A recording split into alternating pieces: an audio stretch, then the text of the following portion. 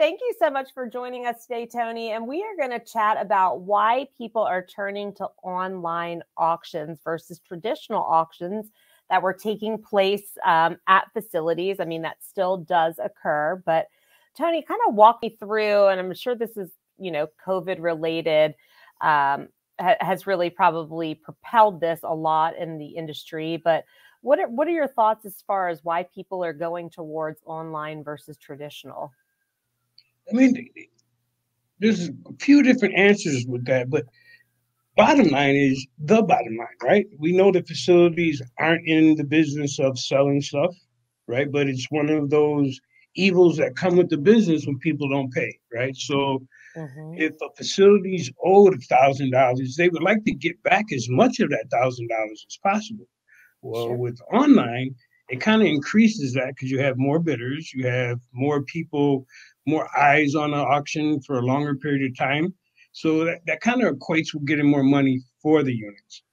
The ease of it comes second, I really believe, from speaking with a lot of the operators I've spoken with over the years and the managers, the ease of it. Now they're not walking around and picking up cigarette butts and coffee cups or worried about people venturing off to another part of the property when the auction is right here. So it kind of takes away all that. It alleviates that extra work and it's streamlined. What are some tips and tricks that you could give owners that are used to doing the traditional in-person auction that want to transition over to doing this in the online space? Well, what I would tell them would be, again, the ease, the use of it. Now they're not going to have to plan days and pay auctioneers or have to hold units until they have enough units to make it worthwhile to pay an auction. Now this is with online. That's not a part of the equation. If they have one unit, throw it up, get rid of it, so you can lease that space. That's the business they're in. So this way, it's going to kind of keep that door revolving for them instead of, oh boy, we got to hold on to this for 2 or 3 more months. Sure. Takes that right out of the equation. Now, tell me so the audience knows how your company that you work for, SelfStorageAuction.com, can help them. Well, actually, we can help them from the very beginning of the process to the end. We'll actually set up their auctions for them if they like. We have that ability. We do train very well, and we're available 7 days a week to aid them in wherever they are in the process. I've actually registered facilities because, they didn't have time to do it. They're busy. So they'll shoot me an email. I'm like, okay, no problem, and the ones that already have a website, where I can pull their hours of operation, those type of things, I'll set it all the way up for them. So removes that for them. That's awesome. Now, you've been doing this for a pretty long time. How long have you been in the industry, Tony? 11 years. 11 years. And the whole time with SelfStorageAuction.com? Well, our very first company was called Storage Battles. We were the very first company to ever do online auctions. It was actually my CEO, Jim Grant. It was his idea. That's his baby, right? And being that I was a manager on the property, and I've seen all this and dealt with auction days, when he came up with this idea, I was super excited. I didn't know how people were going to take it, but I was super excited because, again, I'm not having to go out, sweep up cigarette butts in 100-degree weather or, that kind of thing, right? It removes that. And then from the beginning, actually cold calling facilities and trying to explain to them the process. At first, people were just like, no, are you crazy? People, they want to smell it. They want to see it. The bidders, they need this, to smell and see it and physically be there. And like, well, no, not really. Because now when they have these pictures and you have it up now for throughout the lien period, that's another thing about online auctions, which is really nice, is now when they start the process, that auction is up and people are viewing it. So when they're waiting to the sales date to get there, they've already got people interested in this locker. They've already put stuff on their watch list. They may have already made bids yet. And then it gets to those triple zeros, it's a done deal.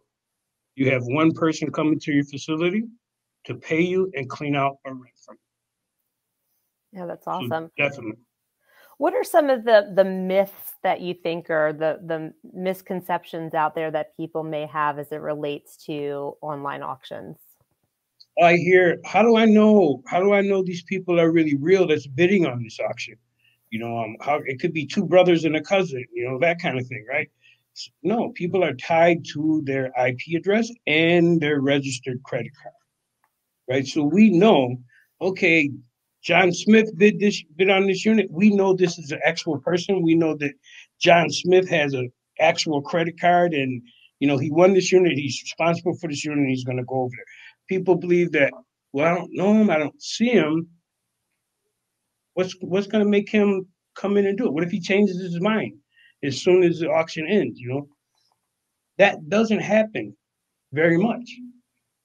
We ran some data on that, and we had less than 1% of the time, the month that we ran that data, where a person would not show up. I mean, they're really committed. And again, credit cards on form, right? So they're invested. They're actually double vested in that unit, right? Because they're paying us their seller's fee and buyer's premium. And so now they've already spent that money.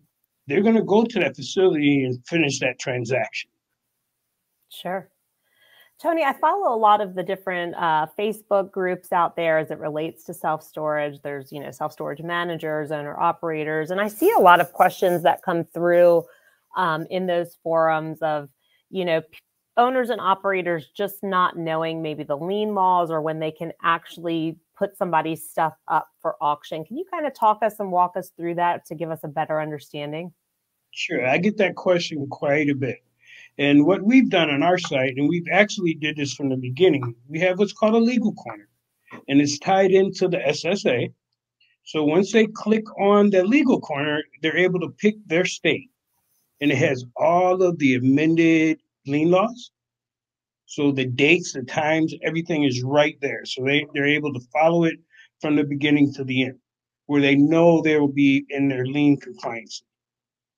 We've actually created a feature on our site where facilities are able to go in and set that parameter in our dashboard.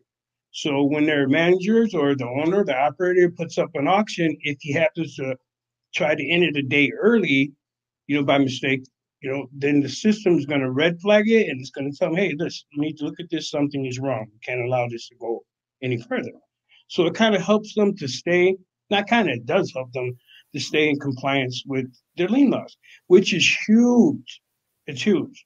You don't want to take that chance, like an inverted number or closing an auction too early or any of those type of things, because there's legal ramifications behind that. Yeah, no, major ones, right? Potential major ones. You can open up a huge can of worms there by a simple typo, like you were saying, or somebody maybe clicking the button early when they shouldn't have clicked the button at that particular time. So absolutely awesome. And we definitely I have staff here that train facilities in that and using those functions, and that's huge. So if they have a question, even if they don't see it there, we're able to assist them. Awesome. Tell me some other stuff that you think is relevant to this for, a newer owner operator coming in. Do you think that this is something that they should bring into their business right as they're getting started? What would be like the sweet spot time for them to kind of come talk to a company like yours? I would say absolutely at the beginning, because again, it's one of those things that you can't avoid, right? We can't control people, so we don't know when that's going to happen, when that one person is going to decide not to pay their bill, right? Sure. And it could be for numerous reasons, and we all know that, but so if you're a new operator, you just set up, with a company such as ours, and there's other companies out there, so I'm not saying there's not, but with our company, there's no cost involved, right? So all you're doing is creating an account. You have your account created. It's a tool. It's simply a tool for those facilities to use whenever their need arises. Sure. So people are probably going to ask this question, if it's free for them, then how would they be charged if they're an owner operator, if you were successful in auctioning off an available unit? Well, then we have two different membership levels. And our very first one is called standard, and we set that up again. That's 10% of what the units go for. The way that we handle our billing is we charge the winning bidder the facility's 10%. So the facility is never sending us any money. Awesome. Right? So then that winning bidder is going to show up, go to the facility, and bring the remaining 90% to the facility. Transaction happens, and it's all over. We also have what's called a VIP level, and that's more so for facilities that know they're going to have monthly auctions. And at that point, we charge $40 per location, and the facility retains 100% of what the units go for. It doesn't matter if they had 5 auctions in a month or 5,000, right? They retain 100%. So with that, they're able to figure out their yearly auction costs, right? Because they know, okay, I got X amount of facilities, I'm paying $40 per. I can tell you exactly how much I'm spending on auction fees a year. A lot of companies like that because they're able to put it in their office management software. They have that cost. It's right there, and it's not going to fluctuate. That's awesome. Now, what if a tenant, their stuff gets into that process, but then they come in at the 11th hour and they pay that unit, they get all caught up? Talk me through that process. Yeah. Well, what we know nationally, if a facility puts up 10 units, by the time it goes to sale, at least 3 have got canceled. Right? At least 3 people have came in and cured their account. And that's what the facilities want, right? They want 100% of what they're owed. Right? So we don't charge cancellation fees. If it doesn't sell, you don't pay. If the bidder comes in, not bidder, but the renter comes in and cures the account, which we know has happened and does happen, then it's just the manager, the operator simply goes into their dashboard, they hit cancel, and it's all gone. Awesome. That's great stuff to know. So I really appreciate you sharing all of your knowledge that you have with us. Anything else that you want to close up this session with that you think is critical for the audience to know as it relates to auctioning?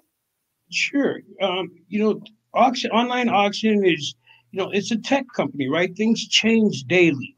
So if a facility is looking for a smoother path, this is definitely the way to go. We're innovating every day. I would love to answer questions if people have questions. Sometimes it's a matter of a facility maybe doing a demo. And once they see that demo and they see how smooth the process is, they're able to make a logical decision. And that's something you guys offer for free to a potential owner operator. They can give your company a call and you'll do a demo for them? Absolutely. Awesome. Well, Tony, I've put your information out in the chat area. If the audience wants to connect with Tony, please go to the networking page on the homepage. You can set up a one-on-one meeting with Tony from SelfStorageAuction.com so he can walk you through the software and their platform and answer any questions that you may have for him. Tony, thanks so much for joining us today. I know you were doing this session with us and then you did the operations panel. So thanks for carving out 2 pieces of your day for us over here at the SBOA. We truly appreciate it.